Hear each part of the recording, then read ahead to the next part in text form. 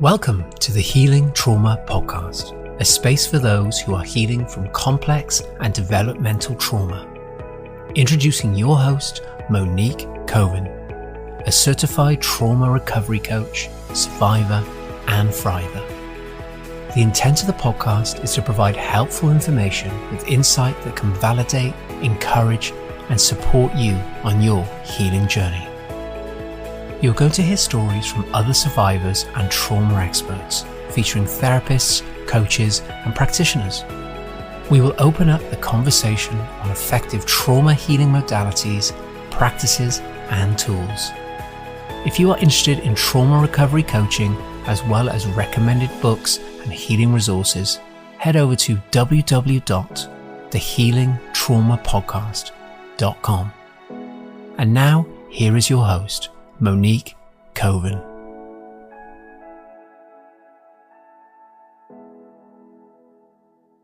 Welcome back. On today's episode, I'm re-releasing an incredible conversation I had with Dr. Pat Ogden. We recorded last July, and it was a really popular episode. And so if you really want to learn about somatic therapies, she is the founder and creator of sensory motor psychotherapy, which is a body-based somatic therapeutic approach to healing trauma and attachment issues. So even if you've heard this episode before, it is worth another listen. And if you haven't heard it, I think you'll really, really enjoy it. Hi, Pat. Welcome to the podcast. Thank you. Pleasure to be here. I am so excited to have you here. I love your work because it is so helpful when it comes to working with complex trauma. And I'm just so honored, and I want to make sure that I use this time and ask the right questions that people would want to ask you if they were sitting right there with me. So I guess I would like to start with talking about, when we think of complex trauma, we traditionally have tried to understand it cognitively, the reasons, what happened. And yet, we're often stuck with many of the symptoms, and it's not really moving or going anywhere. And it wasn't until we started understanding about the body and its responses that, there was some connection there. So my first question to you is, can you tell us why the body has to be involved when it comes to healing complex trauma? Mm-hmm. Well, any kind of trauma affects the body first and foremost. So the body is strongly impacted. And when we're threatened, what happens is that our instinctive survival responses are stimulated. Cry for help, fight, flight, freeze, and feign death. And in complex trauma, it happens repeatedly. It can happen developmentally at vulnerable ages, but it can also happen in adulthood with systemic oppression, refugee status, immigration, things like that. But when it's repeated and the body is overpowered or unable to really complete the responses, then we develop patterns in our body that have to be resolved somatically, in my mind. Like, you can try to resolve them cognitively or even emotionally, but the root of it is in a dysregulated nervous system and defensive responses that have lost their flexibility. And for years, I learned how to work with trauma kind of more just with emotion and with beliefs, like helping people understand cognitively that they were safe now, but that doesn't really get down to the body. And with ongoing trauma for people who are marginalized or oppressed, the trauma is not over anyway. It's still continuing. So the resolution has to involve the nervous system and the somatic system of the body. Okay, so yes, because we know that it is that overwhelm, that wordless experience. Um, so then, for somebody who has been through repeated, for example, childhood trauma, where they were constantly in fight and flight, constantly didn't know when the next shoe was going to drop, or maybe was in a situation where they wanted to get out and run and they couldn't. So their body, let's say, over and over again, got mobilized, was ready to go. They weren't able to complete it. Here they are now in their 20s, 30s, 40s, 50s, and they're still feeling it. So, how do we begin to heal that kind of trauma? Well, what happens is, the wisdom in our bodies is just incredible, and we will automatically adapt to conditions. So if a child is growing up in a traumatogenic environment where they can't escape, I mean, children are basically prisoners, that's uh, in a healthy situation, that's not a problem, but in an abusive situation, it is. They can't get away. They can't cry for help because the caregivers are often the perpetrators, and they're not strong enough and big enough to fight back. So their only options are to go into a freeze, which is a tense, like you have a lot of hyperarousal, but it's frozen in there, right? It doesn't really move. And a lot of children live in that kind of terror where they just feel frozen and terrified.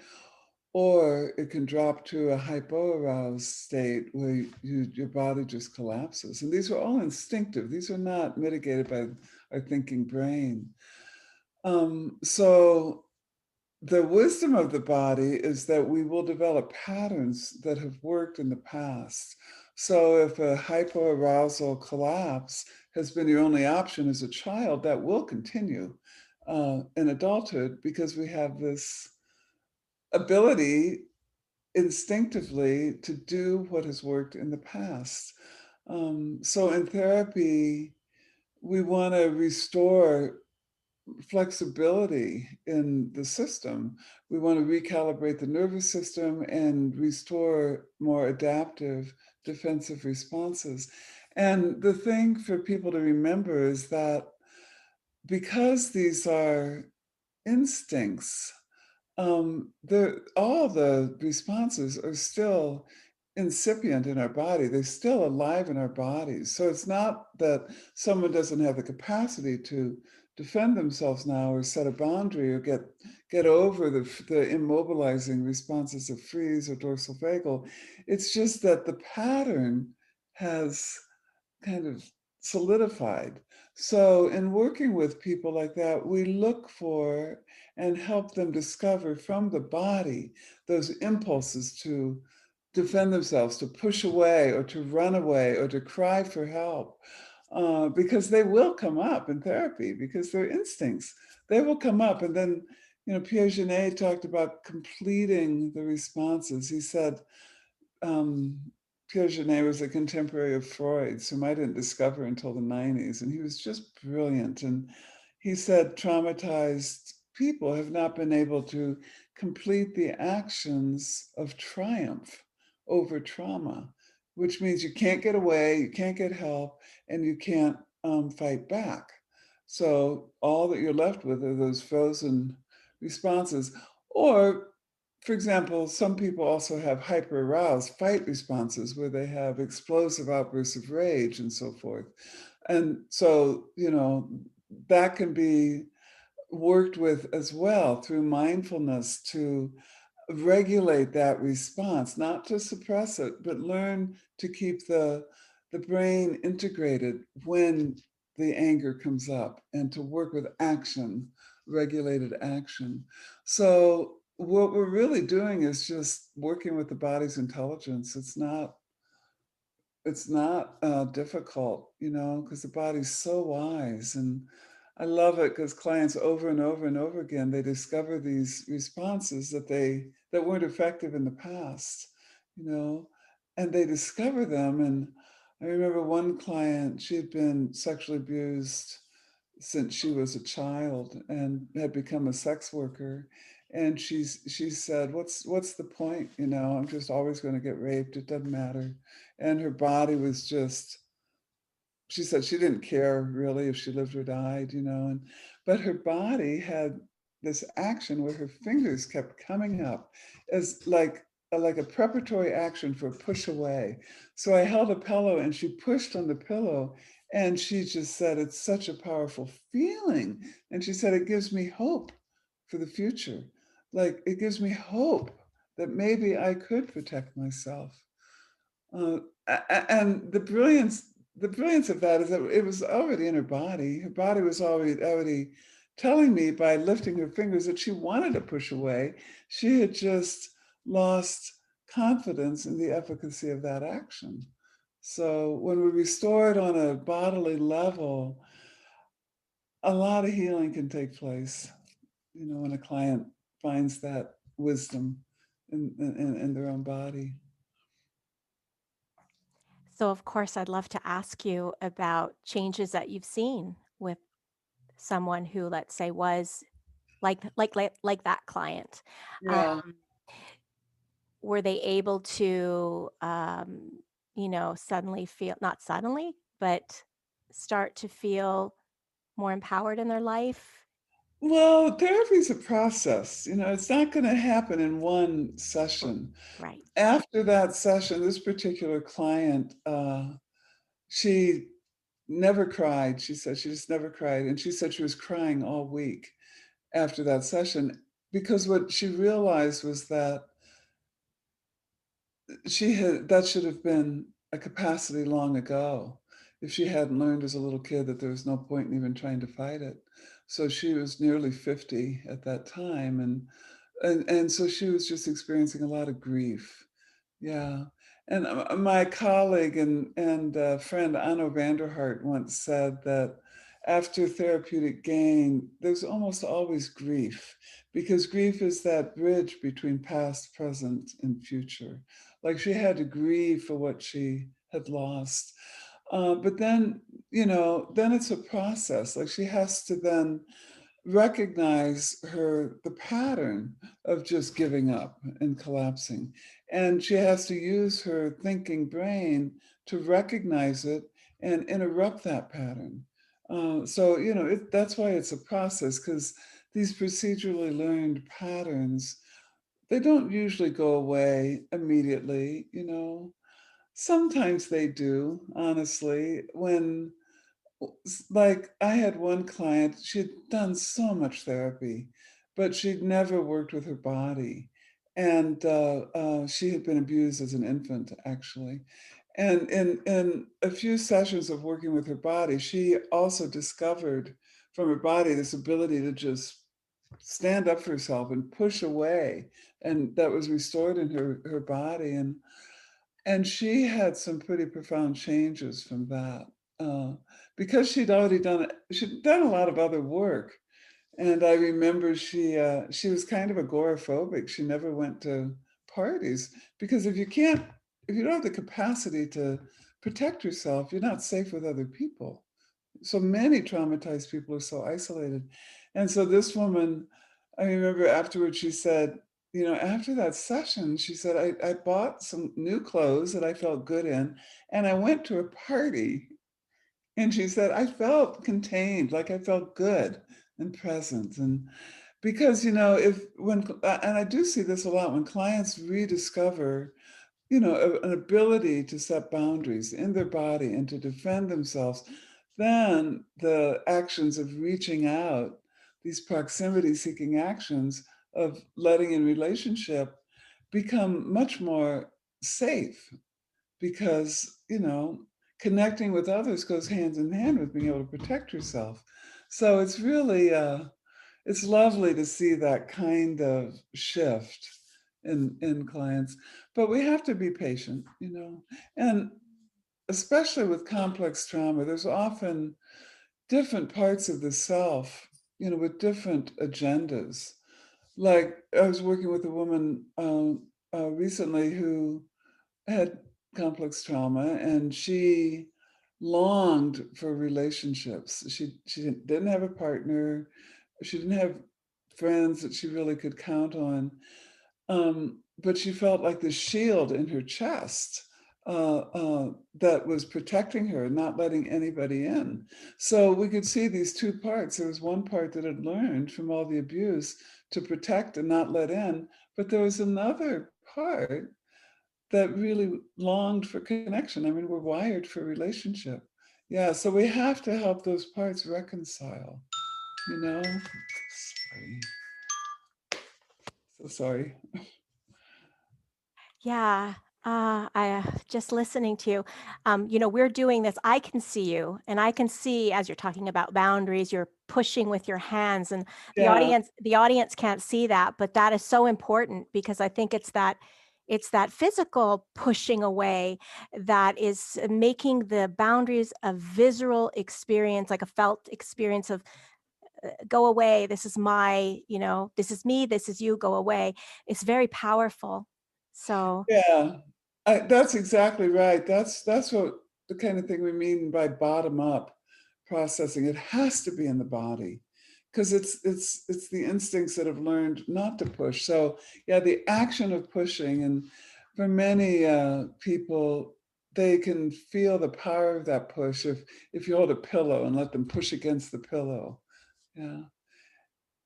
yeah, I did want to talk about the freeze response because it's something that comes up all the time. People, including myself years ago, had no understanding. So, just my listeners on the podcast know this story, but when I was a young mom, and I come from a history of complex trauma, um, I can remember when I left the kids off at preschool, come home, have my agenda of things to do. I'd walk into the kitchen, and I would literally be in a frozen position.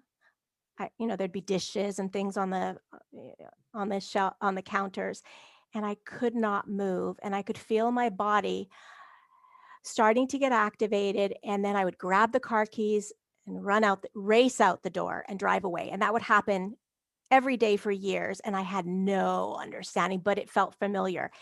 I Mhm. felt frozen. So cognitively, makes no sense. Everything's fine. You're safe. It's just a few dishes. But something else was happening there. My body felt a sense of threat. Can you talk to us about, what is happening when we are literally safe, but Sure. something, our body's taking over? Well, I think that's a really important point. Like, I mean, I've had so many clients who say, "I know I'm safe." One client said, "But my body's run amok," you know? And often there are triggers, I think that we don't often understand. They can be internal triggers, like we might have just have a flash of a memory, or even a rapid heartbeat can be a trigger, or a little bit of tension can be a trigger. So and many times we don't even understand where that trigger came from. Or it could have been something in your kitchen or something on the way home. There's so many things that can be triggers. And we can find ourselves in those states. And it's interesting what you say, because if you were my client, I would say, well, there probably, were two dysregulated instinctive defensive responses. And I want to say that in my first two books, I called them animal defenses, and I regret that now because the term animal is often used in a derogatory way to describe people of color, and I didn't realize it being a white woman. I didn't realize it. But now that I do, I call them instinctive defenses. So I just want to name that.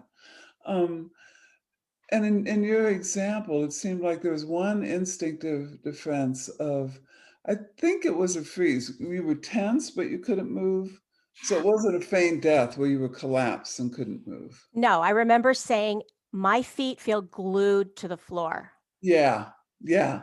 See, that's such a great example. But I mean, what's really wondrous about your example is that in the midst of that, you found a flight response and you ran to your car and you drove away. Now, both those responses are dysregulated, and they're rooted in the past. You were in what Anna Vanderhart would call trauma time. you'd been triggered into trauma time. And this happens so often for people who've had histories of trauma and complex trauma. So, so many people think it's me, there's something wrong with me. But it's not. It's your instincts saying, I'm going to make you safe. Yeah. So it's when clients understand that, it's like, oh, thank you, body, thank you for making me safe. And so we just have to help your body come up into current time, you know. But that can't be done again through the mind. You know. No, no. I remember at the time, okay, people weren't trauma informed, and I was trying to get help, and I was explaining that what was happening, and I was told, "Well, you just have by professionals, you just have to make yourself stay." I go, Oh, yeah. Now, see, that's, I don't ever like to criticize somebody's work. It just shows to me a little bit of a lack of knowledge, because making yourself stay when you're in a terrified state is gonna wire the pattern in more deeply. So no, I mean, how I would work with that, I would say, okay, let's go through that memory of when you dropped your kids off. How was your body feeling? And I would ask you to describe it to me. And then driving home, kind of in slow motion. Like, let's go through that. When does your body change? When is that point where your body starts to shift? And then let's pause right there so we can learn and let your body teach us, you know. Um, the thing is, and I didn't know this when I was starting out in the 70s. I worked with a lot of women with complex trauma because I was an adjunct therapist for the university here in Colorado. And with women, back then they said they called these women pre-orgasmic, like they couldn't have orgasms, they couldn't enjoy sex. So they sent them to me. And I didn't know enough to know that nobody was talking about trauma then. So I'm very grateful to these clients, and they didn't get the best treatment because I was like your therapist. I didn't know enough back then. But I would go into the emotion of the memories. But when that's connected with trauma, those strong emotions, Janae would call them vehement emotions, they're really designed to fuel these instinctive defenses. Like rage and fuels a fight response, and terror can fuel that freeze response. So we don't want to go into the emotions. We want to find when your body starts to change in that drive home. I mean, it might be when you walk into the kitchen, I don't know, but we want to capture that moment and then let your body talk to us about what are the impulses, what's needed. And this is where mindfulness really comes in. um, and sometimes people do have images of the past, thoughts of, he's coming, or they even hear things like one woman heard the sound of her father's footsteps up the stairs, and she felt glued to the floor in her bedroom. um, so we want to capture those moments and then let your body kind of talk to us about the response that your body wanted to make, but that couldn't happen at that time because it wouldn't have been advisable. Your body chose the best response. Yeah. I just love that. That makes just so much sense. And Yeah. and I love that because it's what you talked about at the beginning. It's about completing what wasn't completed, which is a wordless experience because it's like you were so overwhelmed. What you really wanted to do was just get away. And Yeah. now, yeah, finishing that in the present. Yeah, yeah, that's right. And catching, do you know that term window of tolerance? Are you familiar with that? Yes, Yeah, and your listeners are familiar with that term. yes, yes. Right, right. So we want to catch the arousal, when we're threatened, we want to catch the arousal at the edges of the window, where and not too far over, because it's too far over, you're already in that default response. So that's why the tracking, as you started to drive home, how's your body and all? And then, I imagine since you were in a hyper aroused freeze, there'd be a time when you would say, my arousal's going up. I can feel my heart rate's getting faster. I'm starting to shake a little bit or something. And that's where we'd stop, because then there's then options are available. Once you get completely into that glued to the ground, frozen state, options are limited. Yeah. I'm so glad you said that, because that was one question I was going to come back to, because we often hear, because you brought up mindfulness, and I was thinking, well, how could you be mindful if you're in that activated state? But you just clarified it by saying a little bit before that, like the tracking. Yeah, Yeah. yeah. Because you're right. You lose mindfulness of the present moment when you're really super activated. Yeah, absolutely. Yeah. So helpful. Let's see. So this is just coming to my mind now. So then, where do you feel like, or do you feel like, cognitive talking about the experience, where does that come in? That's a good question. And it does come in because talking is reliving to some degree. So relationally, clients often need to tell their story as well. So they need a safe person to hear them out and to listen to it. What I often tell clients is, I really want to hear your story, and let's track your body as you tell it.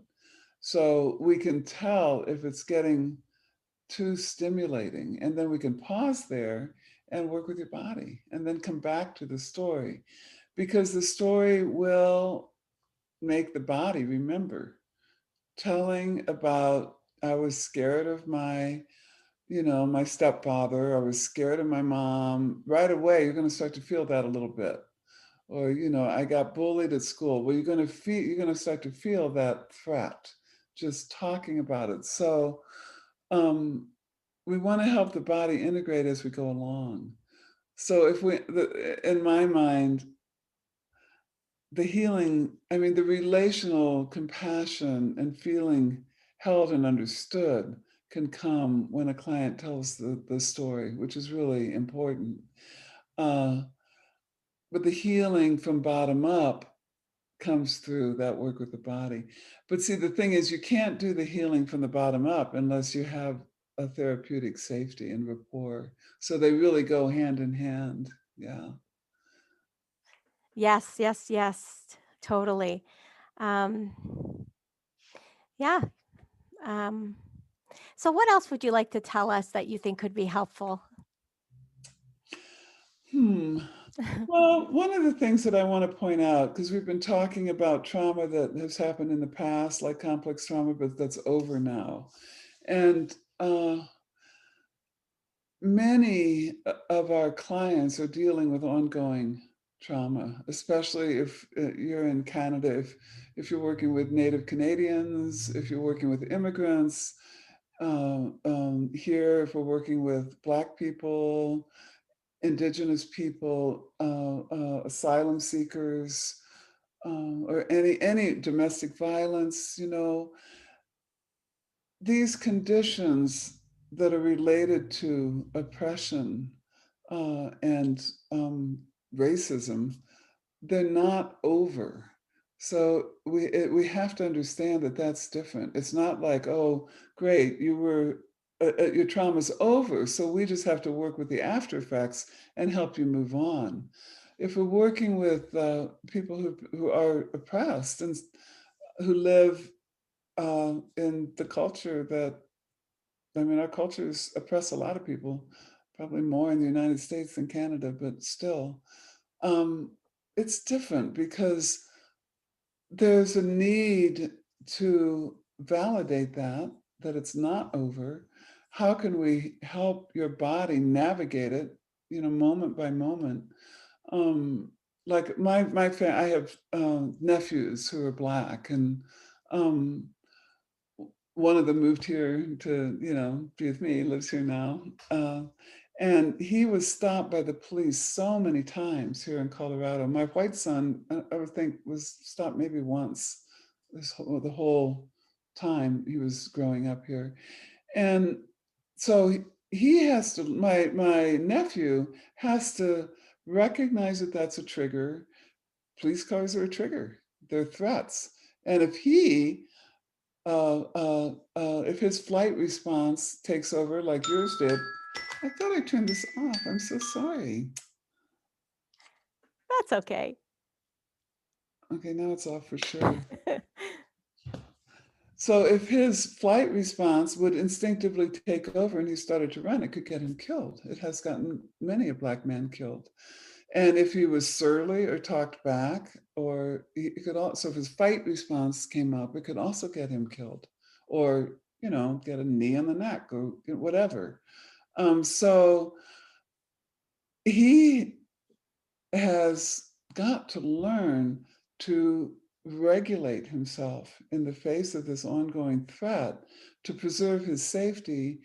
And he also has to learn how to not let his arousal stay dysregulated afterwards.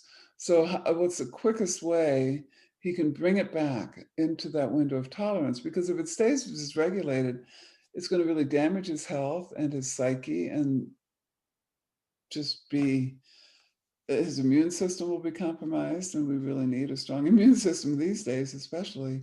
So I think realizing that these oppressed populations, we have to understand that oppression and understand that the threat is current, and help people learn to regulate arousal for their own safety and their own health. So I teach a lot. I want to help people find the right somatic resource, which is like self-touch or a deep breath, or aligning your body, grounding your feet, whatever's right for your body that they can do quickly to bring their arousal back, and to repeat that over and over and over again, until it's like second nature. One person said it's like training a dog. When my arousal goes up, I'm going to bring myself in, bring my arousal down. So Pat, you just said a couple of them, but could you tell us one or two that one One or of two tools that could quickly, maybe using the body? I can, but I have a caveat, because everybody's body is so different. There's no one size fits all. Like, Mm-hmm. I've had many clients say things like, my therapist always told me to take a deep breath, that would really help me. And they would say, it didn't help me at all. It made me more anxious, because often our diaphragms are really tight if we have trauma. And try to take a deep breath with your diaphragm's tight. It's just frustrating, And then the other thing is that, yeah, deep breath can stimulate that dorsal vagal system, that hypoarousal. But if that was the only defense you had as a in the face of trauma, was to be to shut down, then it can stimulate more anxiety. So deep breath isn't right for everybody. No one thing is right for everybody, but deep breath is something to try, and see how it fits with your body. Self-touch can be really great, really wonderful, a resource, but again, not for everyone.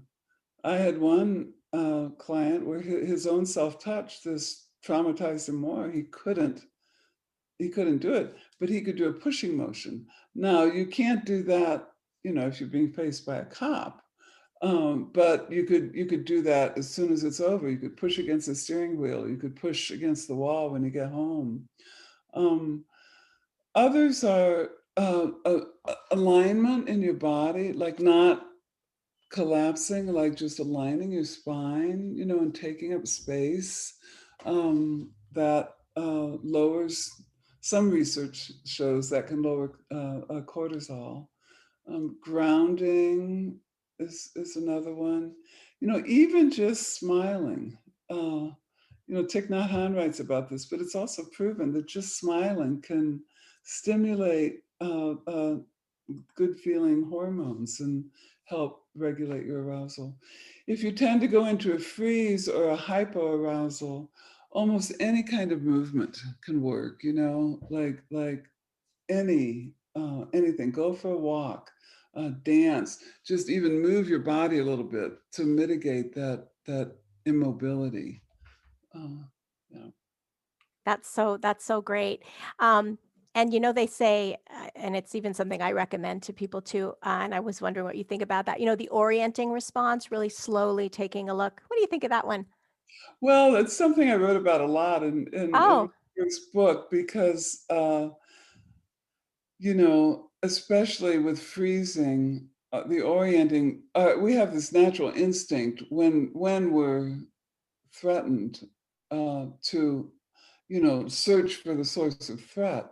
And when that threat is not detectable, or when it's our attachment figures or our caregivers, that response, that reflex, it's really a reflex, can just get frozen. So traumatized people with childhood complex trauma often have a lot of tension in their neck. So the other part of orienting that you're talking about is more voluntary, and it's extremely helpful, where you can look around and just notice things. Like I often ask clients, okay, just look around the room, find something green, find something red, find something brown, black, because it brings back some flexibility in the orienting. And it also, if you're looking for something in your present environment, it can bring you into the here and now. Another way to work with that is to find something. Search until you find some visual image that is pleasing to you, whether it's the sunlight on the trees or, the car in front of you, whatever it is. That can also be a nice kind of orienting exercise. I love it. I love it. A lot of options. Yeah. I just loved our conversation so much. I appreciate your time. It's been really helpful. So, if people want to learn more about your work and some of the things you teach, how could they find out about your work? Probably going to sensorymotor.org is the best way. And I want to tell your listeners too, there are quite a few free resources on that page. Some resources about parenting in the pandemic that was done by my colleague Bonnie Goldstein, who's a child psychologist, and just others that are open to the public. And so there's a lot of resources there. I don't know if your listeners are therapists or lay people, but it also lists our trainings and workshops and webinars. And so Yeah, and I think you also have a directory on there if people would like to we do. find a sensory motor psychotherapist. We do, absolutely. Yeah, I think there's where you can click find a therapist, and then they're organized by country and by province or state and by expertise. So Oh, that's yeah. wonderful. Yeah. And I also have to say she's got some things on YouTube because I know that I was searching for them and I I enjoyed them. So, all right. Well, thank you so much again for your time. Oh, you're welcome. Nice to see you. Bye. Bye. Do you want to find out more about trauma recovery coaching? I have various offerings such as a 30-minute consult, a 60-minute consult, and various packages. To find out more about my trauma recovery coaching offerings, please visit my website at thehealingtraumapodcast.com.